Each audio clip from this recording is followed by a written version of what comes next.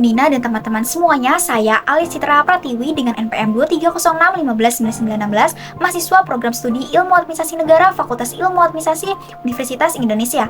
Video ini merupakan tugas akhir mata kuliah kesiagaan menghadapi bencana pada program studi Ilmu Perpustakaan FIB UI tahun 2026. Dalam video yang berjudul Siaga Bencana di Perpustakaan dari Analisis Risiko hingga Penyelamatan Koleksi, saya akan membahas 3 aspek penting dalam manajemen bencana di perpustakaan, yaitu analisis risiko bencana, perencanaan kesiapsiagaan melalui Service Continuity Plan, serta langkah-langkah penyelamatan koleksi yang terdampak banjir.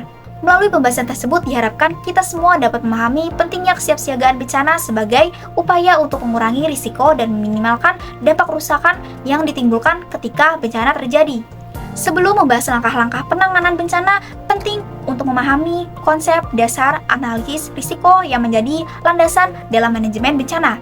Risiko dapat dipahami melalui rumus risiko sama dengan bahaya dikali kerentanan dibagi kapasitas. Secara sederhana, semakin besar ancaman yang dihadapi dan semakin tinggi tingkat kerentanan suatu organisasi, sementara kapasitas yang dimiliki untuk menghadapinya terbatas, maka tingkat risiko yang dihadapi akan semakin tinggi. Dalam konteks perpustakaan di Indonesia, salah satu ancaman yang paling relevan adalah banjir. Berdasarkan data BNPB yang dirilis Kompas TV sepanjang tahun 2025 terjadi 3.116 kejadian bencana di Indonesia. Banjir menjadi jenis bencana yang paling sering terjadi dengan 1.584 kejadian.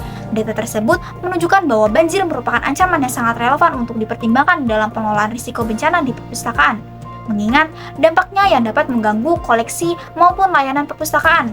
Selain ancaman, terdapat faktor kerentanan yang turut mengaruhi tingkat risiko. Banyak perpustakaan masih menyimpan koleksi pada rak yang berada dekat dengan lantai, belum memiliki perlindungan khusus terhadap koleksi, serta belum menetapkan prioritas penyelamatan koleksi ketika terjadi keadaan darurat. Kondisi tersebut dapat meningkatkan potensi kerusakan apabila bencana terjadi. Faktor berikutnya adalah kapasitas, yaitu kemampuan yang dimiliki untuk mencegah, menghadapi, dan memulihkan dampak bencana. Kapasitas mencakup kesiapan sumber daya manusia, ketersediaan peralatan darurat, prosedur penanganan bencana yang jelas, serta kerjasama dengan pihak eksternal yang dapat memberikan bantuan ketika diperlukan. Semakin baik kapasitas yang dimiliki, semakin kecil risiko yang akan dihadapi. Setelah memahami tingkat risiko yang dihadapi, langkah berikutnya adalah menyiapkan strategi untuk memastikan layanan perpustakaan tetap dapat berjalan ketika terjadi bencana. Salah satu pendekatan yang dapat digunakan adalah Service Continuity Plan atau rencana kelangsungan layanan. Service Continuity Plan merupakan rencana yang disusun untuk menjaga keberlangsungan layanan penting perpustakaan ketika terjadi gangguan, baik akibat bencana alam maupun keadaan darurat lainnya. Melalui perencanaan ini, perpustakaan dapat memberikan layanan kepada pengguna, meskipun akses terhadap gedung atau fasilitas utama mengalami kendala. Salah satu bentuk implementasi yang praktis adalah Service Continuity Pocket Response Plan (SCPRIP) yang dirancang dalam format ringkas sehingga mudah diakses dan digunakan oleh seluruh anggota tim ketika terjadi keadaan darurat. SCPRIP memuat berbagai informasi penting yang diperlukan dalam proses respon bencana. Informasi tersebut antara lain kontak institusi yang perlu dihubungi, pembagian tugas dan tanggung jawab tim bencana, mekanisme komunikasi dengan staf maupun pengguna layanan, serta daftar layanan prioritas yang harus tetap dijalankan selama masa gangguan. Selain itu, SCPRIP juga mencakup informasi mengenai koleksi prioritas yang perlu diselamatkan terlebih dahulu, denah lokasi, koleksi penting, urutan tindakan penyelamatan, serta daftar kontak pihak eksternal yang dapat memberikan bantuan dalam proses pemulihan. Namun, keberadaan dokumen perencanaan saja tidak cukup. Rencana tersebut perlu dipahami oleh seluruh anggota tim dan diuji secara berkala melalui kegiatan simulasi atau tabletop exercise, sehingga setiap pihak yang terlibat dalam memahami perannya masing-masing dan mampu merespons situasi darurat secara lebih efektif ketika bencana benar-benar terjadi. Setelah membahas upaya mitigasi dan kesiapsiagaan, bagian berikutnya akan menjelaskan langkah-langkah yang perlu dilakukan ketika koleksi perpustakaan terdampak banjir. Prinsip utama dalam penanganan pasca bencana adalah bahwa keselamatan manusia harus menjadi prioritas utama, sehingga sebelum memasuki area yang terdampak perlu dipastikan bahwa kondisi lingkungan telah aman, termasuk memastikan aliran listrik telah dimatikan, kondisi bangunan tidak membahayakan, serta penggunaan alat pelindung diri seperti sarung tangan, masker, sepatu bot. Nah, setelah kondisi dinyatakan aman, langkah pertama yang perlu dilakukan adalah dokumentasi kerusakan. Dokumentasi ini dapat dilakukan melalui foto maupun pencatatan kondisi koleksi dan fasilitas yang terdampak.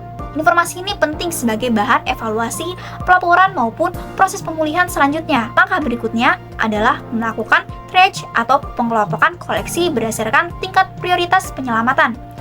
Koleksi langka, arsip penting, dan bahan yang tidak memiliki salingan menjadi prioritas utama.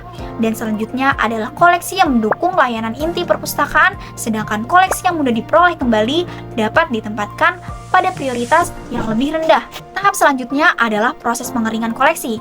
Untuk koleksi yang hanya mengalami kelembapan ringan atau sedikit basah, pengeringan dapat dilakukan dengan sirkulasi udara yang baik dengan menggunakan kipas angin. Koleksi ini diletakkan pada permukaan yang bersih dan menggunakan bahan penyerap untuk membantu mengurangi kadar air. Sementara itu, untuk koleksi yang mengalami kerusakan akibat air dalam jumlah besar dan belum dapat segera ditangani, metode pembukuan atau freezing dapat digunakan sebagai langkah sementara.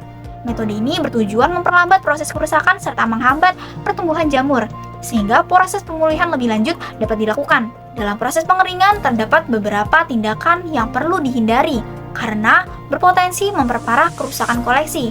Penggunaan sumber panas langsung seperti hair dryer atau oven, penjemuran di bawah sinar matahari, serta menggosok permukaan bahan yang masih basah tidak direkomendasikan dalam praktik preservasi koleksi. Selain itu, proses penanganan sebaiknya dilakukan sesegera mungkin.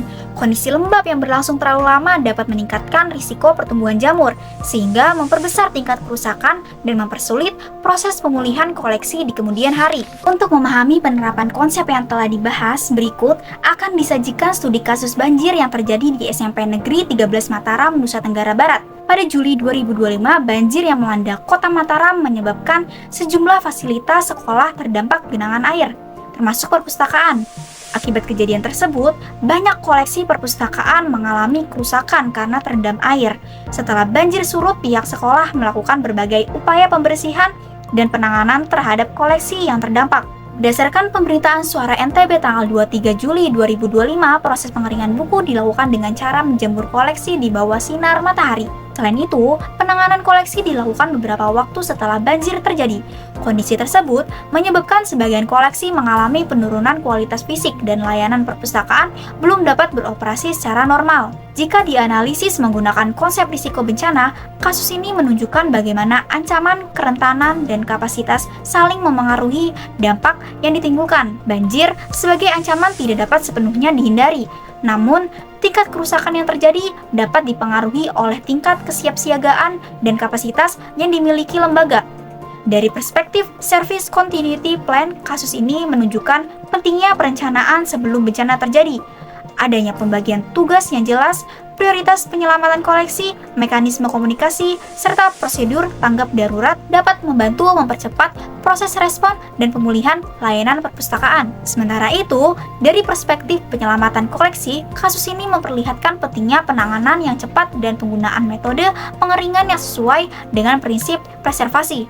Penanganan yang dilakukan sesegera mungkin dapat mengurangi risiko pertumbuhan jamur dan kerusakan lanjutan pada koleksi. Selain itu, metode pengeringan dengan sirkulasi udara yang baik umumnya lebih direkomendasikan dibandingkan paparan panas langsung yang berpotensi menimbulkan kerusakan tambahan pada bahan pustaka. Studi kasus SMP Negeri 13 Mataram menunjukkan bahwa bencana dapat memberikan dampak yang signifikan terhadap koleksi maupun layanan perpustakaan. Sehingga kesiapsiagaan, perencanaan, dan kemampuan respon menjadi faktor yang sangat penting dalam upaya perlindungan koleksi dan keberlangsungan layanan.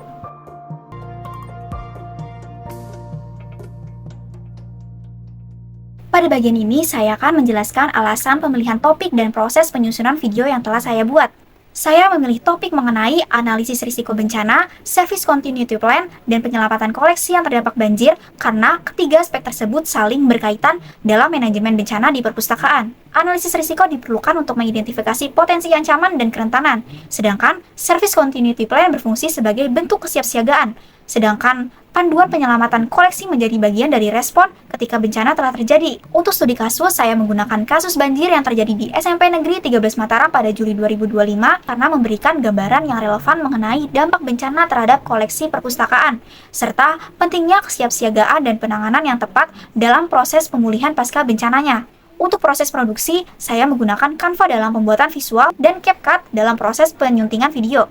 Dalam proses pembuatan video ini, saya juga menggunakan CapCut AI dan Canva AI untuk membantu pembuatan subtitle dan mendukung visual animasi. Namun, seluruh isi materi, analisis, dan penyusunan narasi merupakan hasil pemahaman saya berdasarkan sumber dan materi yang dipelajari selama perkuliahan. Demikian, terima kasih.